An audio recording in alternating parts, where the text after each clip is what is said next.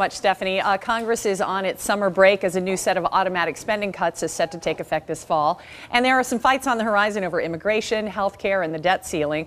Our Representative Brad Wenstrup represents Ohio's 2nd District in the U.S. House, and he's with us this morning. Good to see you. Thank you. Mr. Wenstrup. I want to start because President Obama has said he's going to have a news conference today to address a couple of things. And one is the terror alert, which has a lot of our embassies overseas closed right now. Can you give us any insight on that current threat?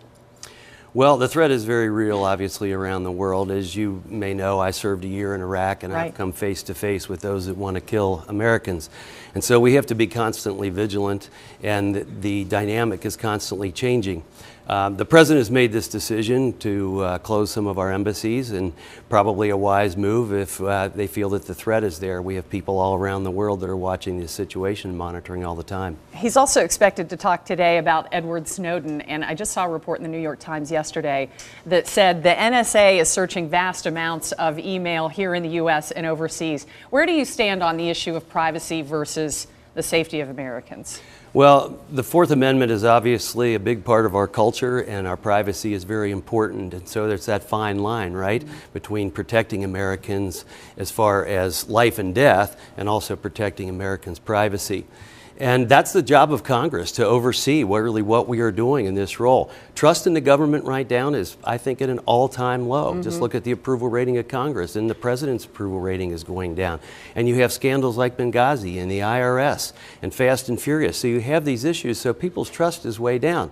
People want to believe in their government, and so it's up to us to make sure that we're assuring that people's privacy is protected while continuing to try and protect the American people. How will you do that? How will you assure us that our privacy is protected? Well, I think we need more oversight. If you look, and I wasn't in Congress before now, but the Patriot Act has been reapproved a couple times. And I think it's time that maybe we take a look at actually everything that we're doing within the Patriot Act. More non-government oversight. And for example, the storing of data. You're talking about phone records. Well, people assume that the phone company keeps that record, right? You get your bill, you want to know who you called and why they're charging you, so you assume that they keep it. And I proposed to General Alexander that the phone company be the one that keeps it. And if not the government. And not the government. And if there is sufficient But they're moving toward making a cloud system where they're able to store even more information, and they're going to get rid of administrators and choosing computers instead. We just reported that this morning. And I, like all Americans, have concerns about that. Okay. Representative Wenstrup, you brought up a really good point about the lack of trust in government and the lack of the low approval ratings for Congress.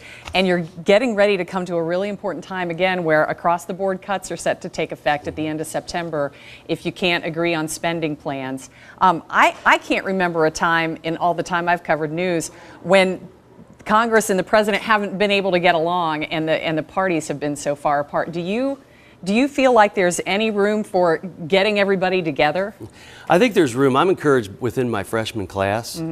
As we went through orientation and spent a lot of time together, and we still meet bipartisan about once a month to go over issues, and I'm encouraged from that aspect.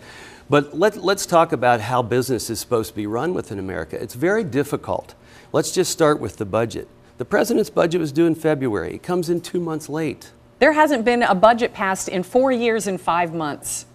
Well, the House of Representatives has passed. But there hasn't been one passed by both houses and signed by a president in 4 years and 5 months. You're exactly right. Do you not find that inexcusable? I do find it inexcusable. Yeah. That's why we passed no budget, no pay in the House, which really, because of the attitude of the American people on this issue, the Senate went and passed that, and then lo and behold, for the first time in 4.5 years, they have a budget. Well, we may not agree with the budget, but at least they're saying what their set of principles are.